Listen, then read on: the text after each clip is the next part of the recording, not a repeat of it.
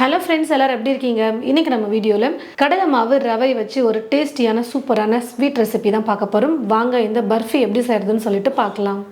இப்போ ஒரு கடாயில் அரை கப் அளவுக்கு நெய் சேர்த்துக்கிறேன். நெய் அரை கப்பும் சேர்க்க முடியல அப்படின்னா 1/4 கப் நெய் 1/4 கப் எண்ணெய் கூட சேர்த்து பண்ணலாம். வாசனை இல்லாத நெய்யாக ரீஃபைண்ட் ஆயிலாக பார்த்து எடுத்துக்கோங்க. ஆனால் நெய் மட்டுமே சேர்த்து பண்ணும்போது டேஸ்ட்டு நல்லாயிருக்கும். இது கூடவே அரை கப் அளவுக்கு ரவை சேர்த்துக்கிறேன். ரொம்ப பெருசாக இல்லாமல் நம்ம கேசரியெல்லாம் பண்ணுறதுக்கு ரொம்ப பொடியான ரவை எடுத்துக்கோங்க பார்த்தீங்களா, அந்த ரவையை வந்து சேர்த்துக்கோங்க. எல்லாத்தையும் ஒரே கப்பில் அளந்து சேர்த்துக்கோங்க. மெஷர்மெண்ட் கப் இருந்தால் அதுலேயே நீங்கள் எல்லாத்தையும் அளந்து சேர்த்துக்கோங்க. அப்படின்னா வீட்டில் ஏதாவது டம்ளர் கப் இருந்தால் அதில் எல்லாத்தையும் நீங்கள் அளந்து கரெக்டாக சேர்த்துக்கோங்க. லைட்டாக நெய்யில் ரவையை கலந்து விட்டதுக்கப்புறமா இது கூட கடலை மாவு சேர்த்துக்கலாம். ஒரு கப் கடலை மாவை சளிச்சு எடுத்து வச்சுருக்க அதை சேர்த்துக்கிறேன். ஸ்டவ்வை இப்போ லோ ஃப்ளேமில் வச்சுக்கிட்டு நல்லா இதை பார்த்திங்கன்னா வறுத்துக்கணும். மாவுடைய பச்சை மணம் நல்லா போகணும். அதனால் குறைஞ்சது 10லேருந்து 15 நிமிஷத்துக்கு நம்ம நல்லா வந்து குக் பண்ணணும்.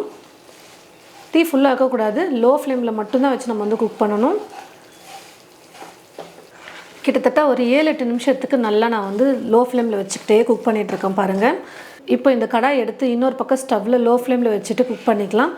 இன்னொரு பக்கம் ஸ்டவ்வில் வந்து பார்த்திங்கன்னா இப்போ நம்ம பாகு வந்து ரெடி பண்ணிக்கலாம். கரெக்டாக இது ஒரு 15 நிமிஷம் குக் பண்ணுறதுக்குள்ளே பாகும் ரெடி ஆகிடும். அப்போ இதில் எடுத்து பாகு ஊற்றி மிக்ஸ் பண்ணுறதுக்கு கரெக்டாக இருக்கும். இப்போ ஒரு பாத்திரத்தில் 1 கப் அளவுக்கு சர்க்கரை சேர்த்துக்கிறேன். 1 கப் தண்ணி சேர்த்துட்டு 1 கம்பி பதம் வர வரைக்கும் நம்ம வந்து பாகு எடுக்கணும். பாகு வந்து பார்த்திங்கன்னா இப்போ 1 கம்பி பதம் வர வரைக்கும் நல்லா வந்து குக் பண்ணிக்கிட்டேன். சர்க்கரை கரைஞ்சி ஒரு 2-3 நிமிஷம் குக் பண்ணதுக்கப்புறமா அப்பப்போ வந்து நீங்கள் செக் பண்ணிக்கோங்க, பாகு ஒரு கம்பி பதத்துக்கு வந்துருச்சான்னு சொல்லிட்டு. ரொம்ப வந்து முருக விட்டுறக்கூடாது. கரெக்டாக ஒரு கம்பி மாதிரி ஒரு லைன் வந்ததுன்னா போதும், அதுதான் கரெக்டான பதம். இப்போ 1 கம்பி பதத்துக்கு பாகு வந்து வந்துருச்சு. பாகு ரெடியானதும் ஸ்டவ் ஆஃப் பண்ணிவிட்டு இப்போது கடலை மாவு வச்சுருக்கோம் பார்த்தீங்களா, அந்த சைடில் வந்து கடலை மாவில் இந்த பாகை சேர்த்து நம்ம வந்து குக் பண்ணிக்கலாம்.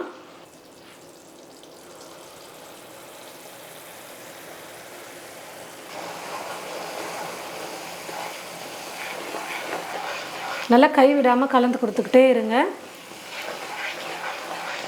சக்கரை பாகு சேர்த்தோன்னே இந்த மாதிரி நுர மாதிரி பொங்கி வரும். அப்படியே கலந்து கொடுக்க வந்து அப்படியே அந்த கொதி வந்து பார்த்திங்கன்னா அடங்கிடும். கொஞ்சம் கெட்டியான பதத்துக்கு வரணும். அப்போ தான் ட்ரேயில் ஊற்றி பீஸ் போடுறதுக்கு நமக்கு கரெக்டாக இருக்கும். இது கூடவே நீங்கள் நட்ஸ் வேணுனாலும் நட்ஸ் போட்டுக்கலாம், ஏலக்காய் தூள் வேணுனாலும் ஏலக்காய் தூள் போட்டுக்கலாம். இப்போ நான் எதுவுமே சேர்க்கல, மேலே மட்டும் நட்ஸ் வந்து சேர்த்துக்குவேன். இது கூடலாம் நான் வந்து நட்ஸ் வந்து சேர்க்க போகிறதில்ல. ஸ்டவ்வை லோ ஃப்ளேமில் வச்சுட்டே குக் பண்ணிக்கோங்க. இன்னும் கொஞ்சம் நல்லா வந்து கெட்டியாக வரட்டும், அது வரைக்கும் குக் பண்ணிக்கலாம். இந்த அளவுக்கு நல்லா கொஞ்சம் கெட்டியாக வந்ததுக்கப்புறமா பார்த்திங்கன்னா ட்ரேயில் வந்து நம்ம சேர்த்து பீஸ் போடுறதுக்கு செட் பண்ணிக்கலாம். இப்போ ஸ்டவ் ஆஃப் பண்ணிக்கிறேன். இந்த மாதிரி ஒரு ட்ரேயில் வந்து நெய் தடவி வச்சுருங்க, முன்னாடியே செட் பண்ணி வச்சுருங்க. எல்லாம் ரெடி பண்ணி வச்சிட்டோம்னா கடாயிலேருந்து எடுத்ததுமே டக்குன்னு போட்டு நம்ம செட் பண்ணுறதுக்கு ஈஸியாக இருக்கும். மேலே அப்படியே கொஞ்சம் நெய் தடவின ஸ்பூன் வச்சு கொஞ்சம் ஸ்ப்ரெட் பண்ணி விட்டுக்கலாம். இப்போ இதுக்கு மேலே கொஞ்சம் முந்திரி மட்டும் எடுத்து நான் அப்படியே துருவி சேர்த்துக்க போகிறேன். கொஞ்சம் அழகுக்காக தான் இது எல்லாமே, வேணான்னா நீங்கள் ஸ்கிப் பண்ணிக்கோங்க. கொஞ்சம் லைட்டாக ப்ரெஸ் பண்ணிட்டோம்னா அப்படியே மேலே வந்து ஒட்டிக்கும். அவ்வளோதாங்க. நல்லா சூடு ஆறட்டும், அதுக்கப்புறம் வந்து பீஸ் போட்டுக்கலாம். ஓரளவுக்கு சூடு ஆறினதுமே வந்து பார்த்திங்கன்னா வந்து பீஸ் போட்டு வச்சுருங்க. அப்போ தான் எடுக்கிறதுக்கு ரொம்ப ஈஸியாக இருக்கும். பாருங்கள் ஃப்ரெண்ட்ஸ், எல்லாத்தையும் பீஸ் போட்டு எடுத்துட்டேன். சாப்பிட்றதுக்கு ஒரு சூப்பரான பர்ஃபி வந்து ரெடி ஆகிடுச்சு. 2 பக்கமும் உங்களால் ஸ்டவ்வில் குக் பண்ண முடியலன்னா முதல்ல கடலை மாவை வறுத்து ஸ்டவ் ஆஃப் பண்ணி வச்சுருங்க ஒரு 10 நிமிஷத்துக்கு. அதுக்கப்புறம் ஸ்டவ்வில் வந்து ஒரு கம்பி பதத்துக்கு பாகு எடுத்து அதுக்கப்புறம் நீங்கள் வந்து பார்த்திங்கன்னா பாகு பாத்திரத்தை எடுத்து வச்சுட்டு கடலை மாவை ஸ்டவ்வில் வச்சுட்டு நீங்கள் இந்த பாகை ஊற்றி குக் பண்ணிக்கோங்க. இந்த மாதிரி கூட நீங்கள் ட்ரை பண்ணி பாருங்கள்.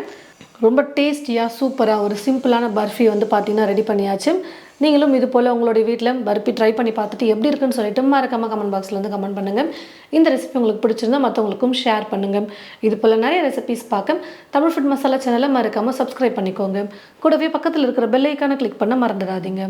தேங்க்யூ.